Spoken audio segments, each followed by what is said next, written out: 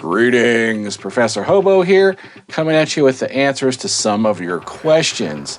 I get asked all the time, I have an RV, I want to put batteries in it, I want to put lithium batteries in it, I want to put an inverter in it, I want to put a solar controller in it, I want to put solar panels on the roof. What should I get? HOBOTECH. Now, I'm not going to go through every single option of every single brand and everything you can do. What I'm going to do is do something better. I'm going to show you what I use in my toy hauler. I have this toy hauler, it's about 26 feet, and it came with a generator prep package, which means it didn't have the generator, but it had the empty metal box to put a generator in. It also included a 30 amp transfer switch already built into the fuse box. So really all I had to do is hook my inverter into that, and bada bing, the inverter powers all my outlets, the air conditioner, microwave, everything in here. So back at the beginning of the year, early January 2023, Power Queen sent me a pair of 300 amp hour lithium iron phosphate batteries for my toy hauler. That's pretty much all I could fit in this because I was actually doing a dual power system. I was testing the ECOFLOW power kits alongside a traditional system. Now I'm not going to go over the power kits today. I'll do that in a separate video, but you will see that equipment in my generator bay next to the Power Queen batteries. Right now it's August of 2023, so that was 7 months ago. Let's go ahead and take the time machine back to January, show you the footage I took out at Quartzsite, showing you how I was able to run my air conditioner off of the batteries.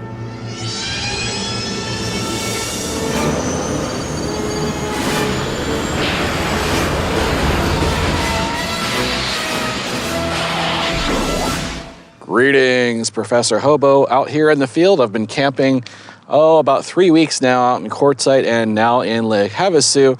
I'm going to show you guys what am I using out here in my RV. Okay, so now I know this is going to look like an amazing mess of wires in here, but there's actually a method to my madness. There's two complete separate systems I have running in my RV.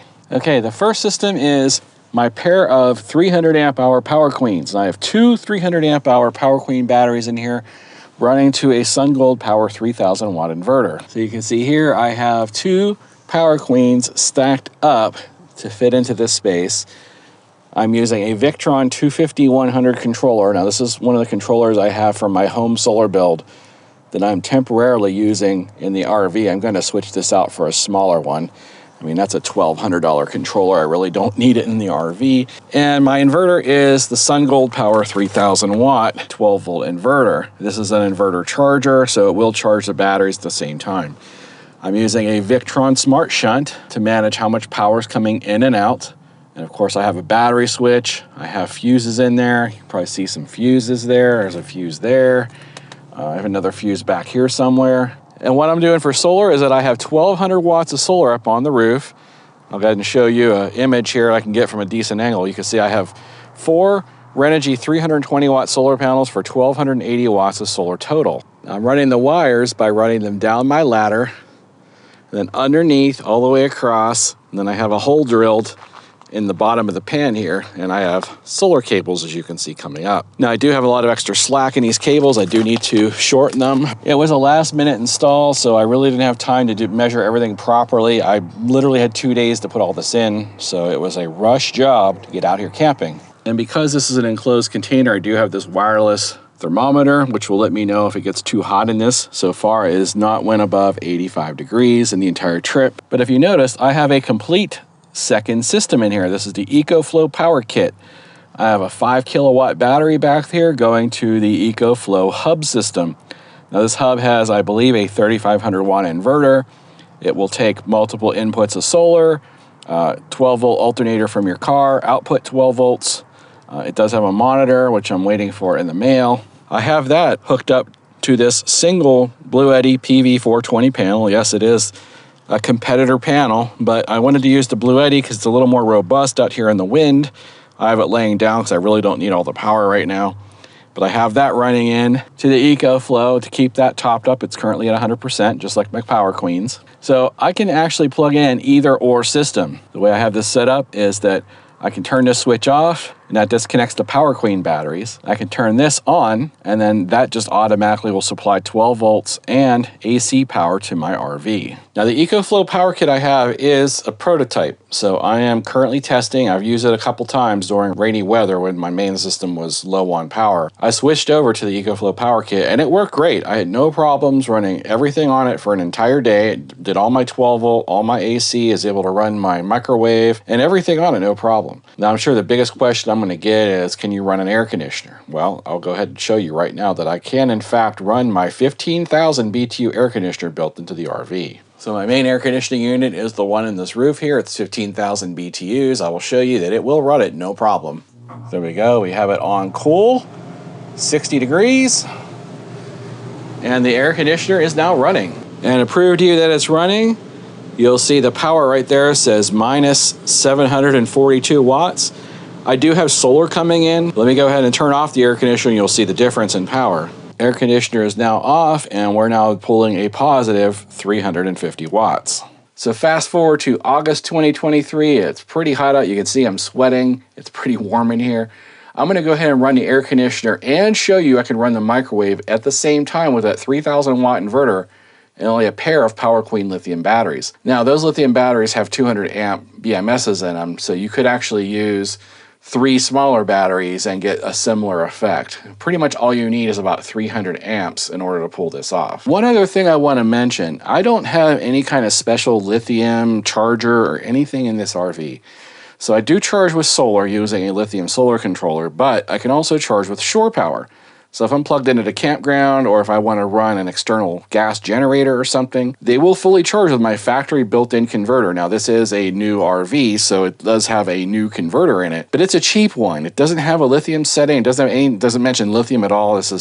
This thing came with a single lead acid battery and I upgraded it and I put my own lithium batteries in, but you'll see the factory converter is still here. You can see this is the factory converter. There is nothing special going on and this charges just fine. I do have this breaker turned off because that is the battery charger. Now, since I'm already running off of batteries through the inverter, you want to shut that off. Otherwise, what happens is you create a loop where the charger will try to charge the batteries while the batteries provide power to the converter. You don't want that to happen. So you can see this is the standard WAFCO or WIFCO, however you normally pronounce it, converter, and it does just a fine job charging those batteries. Now I can also charge from that charger inverter that I have, the SunGold Power 3000 watt. That doesn't have a lithium setting either. That thing is like 2 or 3 years old. I got that several years ago from SunGold Power to do testing in my lab. I did do a review of it a long time ago, and it's a rock solid inverter, and that's why I put it in here, because I could rely on it. I ran it for years, beat the crap out of it. I maxed that thing out so many times, and yet it's still ticking. So I put it in here, and I got a new 4,000 watt for the lab, and that's what you've seen me use on battery tests for the last 6 months or so. But prior to that, 2021, 2022, you guys saw that big blue SunGold Power inverter when I'm testing batteries. That's what's actually in this RV right now. Oh, and yes, this is one of those electric fireplaces, and I do have the inverter on and batteries turned on. I don't have shore power or anything plugged in. This will work just fine. See, it's actually blinking H for high, so it's gonna run, it's gonna be pushing some heat out. Yep, there it is.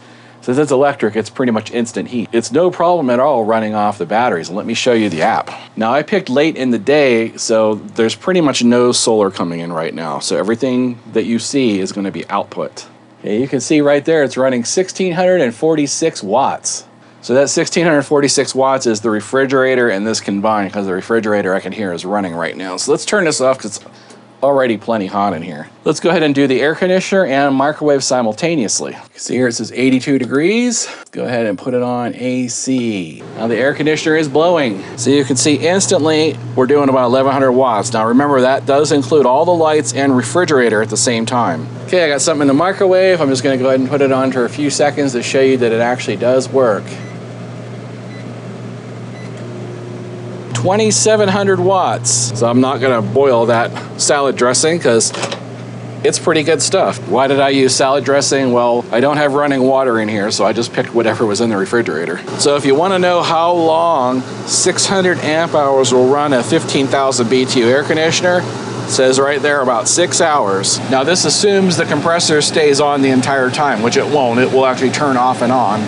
And this also assumes no solar coming in, and I have 1280 watts on the roof. So pretty much during the daytime while the sun is shining, I can get free air conditioning as long as the sun's out. Now, I'm not going to charge my batteries and run the air conditioner at the same time. I'd have to pick one or the other, but say it got super hot and I'm out boondocking, I can certainly run the air conditioner for 2 or 3 hours pretty easily and really cool this place off. So hopefully that answered your questions. If you're interested in any of the products that I showed you today that I run on my RV, they're all available at hobotech.tv/Amazon, but I'll also put the links below in the description of this video along with any current promo codes that are still active. Thanks for watching. If you learned something today, don't forget to give me that thumbs up below. And if you're not a subscriber already, you know what to do. That's it for now. Until next time. Odin commands you to like and subscribe, and clean my litter box.